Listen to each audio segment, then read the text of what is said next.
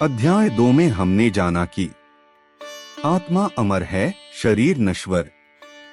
सच्चा ज्ञान वह है जो आत्मा के स्वरूप को जानने में सहायक हो।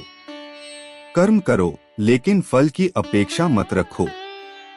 सुख दुख लाभ हानि में जो सम रहता है वही स्थिर बुद्धि वाला योगी है। श्री कृष्ण का संदेश अर्जुन के लिए और हमारे लिए भी। हे अर्जुन, तू योद्धा है, तेरे लिए युद्ध धर्म है। कर्म करने से मत भाग, धर्म का पालन कर, आत्मा को जान और फल की चिंता त्याग दे, तभी तू मोक्ष को प्राप्त करेगा। तो आइए अब आरंभ करते हैं भगवद गीता का 3रा अध्याय कर्मयोग, जहां श्री कृष्ण हमें सिखाते हैं कर्म के रहस्य और निष्काम सेवा का मार्ग। कहानी कर्म का रहस्य, श्री कृष्ण और सुरेश का संवाद। स्थान एक शांत नदी के किनारे, सुबह का समय है। मंदिर की घंटियां बज रही हैं। पक्षियों की चहचहाहट वातावरण को मधुर बना रही है। सुरेश एक आम गृहस्थ व्यक्ति, जीवन की जिम्मेदारियों और उलझनों से थका हुआ, श्री कृष्ण की मूर्ति के सामने बैठा हुआ ध्यान कर रहा था। सुरेश मन में सोचते हुए, हे प्रभु, जीवन बड़ा उलझा हुआ है। काम करूं तो थक जाऊं, न करूं तो दोष लगता है। पूजा करूं तो घर की जिम्मेदारियां छूटती हैं। समझ नहीं आता क्या सही है और क्या मेरा धर्म है। तभी एक दिव्य प्रकाश प्रकट होता है और श्री कृष्ण स्वयं सामने आते हैं। श्री कृष्ण मुस्कुराते हुए, सुरेश, यह द्वंद्व केवल तुम्हारा नहीं है। अर्जुन ने भी यही प्रश्न मुझसे पूछा था। हे केशव, यदि बुद्धि ज्ञान कर्म से श्रेष्ठ है तो आप मुझे कर्म के लिए क्यों प्रेरित करते हैं? सुरेश आश्चर्य से, प्रभु, अर्जुन ने भी ऐसा ही प्रश्न किया था। श्री कृष्ण, हाँ, और मैंने उत्तर दिया था, न ही कश्चित क्षणमपि जातु तिष्ठत्य कर्मकृत कार्यते ह्यवशः कर्म सर्वः प्रकृतिजैर्गुणैः है। अध्याय 3 श्लोक 5। किसी भी व्यक्ति के लिए यह संभव नहीं कि वह एक क्षण भी बिना कर्म के रह सके। प्रकृति के गुण उसे कर्म करने के लिए बाध्य करते हैं। सुरेश, लेकिन प्रभु, मैं जो कर्म करता हूँ, नौकरी, घर, परिवार, क्या वह सब भी भक्ति का मार्ग है?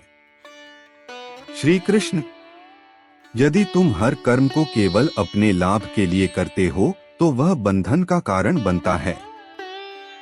परंतु यदि तुम कर्म को ईश्वर को अर्पित करके करते हो तो वही कर्म तुम्हारा मोक्ष का साधन बन जाता है। योगस्थः कुरु कर्माणि संगं त्यक्त्वा धनंजय सिद्ध्य सिद्ध्योः समो भूत्वा समत्व योग उच्यते। अध्याय 2 श्लोक 48। हे धनंजय, अर्जुन, कर्म में स्थित होकर फल की आसक्ति त्याग कर कर्म करो। सफलता और असफलता में समान रहने का नाम ही योग है। सुरेश, प्रभु, क्या इसका अर्थ यह है कि मुझे अपने कार्यों का त्याग नहीं करना चाहिए? श्री कृष्ण, नहीं, त्याग नहीं, अपितु कर्म में समर्पण और निरासक्ति का भाव लाना चाहिए। नेतं कुरु कर्म त्वं कर्म ज्यायो ह्यकर्मण है, शरीर यात्रापि चते न प्रसिद्धेत कर्मण है। अध्याय 3 श्लोक 8। अपने निर्धारित कर्तव्यों को अवश्य करो, क्योंकि कर्म न करने की अपेक्षा कर्म करना श्रेष्ठ है। बिना कर्म किए तो तुम्हारी देहयात्रा भी नहीं चल सकती। सुरेश, लेकिन प्रभु, जो संन्यास ले चुके हैं, क्या वे श्रेष्ठ नहीं? श्री कृष्ण, संन्यास वह नहीं जो केवल वस्त्र बदलकर लिया जाए।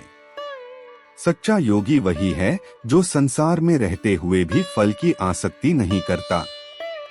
सक्ताः कर्मण्य विद्वांसो यथा कुर्वन्ति भारत, कुर्याद् विद्वांस तथा सक्तश्चिकीर्षुर् लोक संग्रहें। अध्याय 3 श्लोक 25। हे भारत, अर्जुन, जैसे अज्ञानी व्यक्ति आसक्ति के साथ कर्म करते हैं, वैसे ही ज्ञानी व्यक्ति भी लोकहित की भावना से बिना आसक्ति के कर्म करें। सुरेश भावुक होकर, प्रभु यदि मैं अपने हर कर्म को आपकी सेवा समझकर करूं, तो क्या वही मेरी पूजा होगी? श्री कृष्ण मृदु मुस्कान के साथ, बिल्कुल सुरेश, यही तो कर्मयोग है। जब तुम अपने कर्म को अर्पण कर देते हो, तब वह कर्म साधना बन जाता है, और ऐसा योगी भले ही गृहस्थ हो, मोक्ष के मार्ग पर अग्रसर हो जाता है। सुरेश के नेत्रों से अश्रु बहने लगते हैं। उसके हृदय से एक नया प्रकाश फूटता है, कर्तव्य में भक्ति का प्रकाश। कहानी का सार, श्री कृष्ण कहते हैं, कर्म से भागो मत, उसे ईश्वर को समर्पित करके करो। फल की चिंता मत करो, कर्म ही तुम्हारा धर्म है।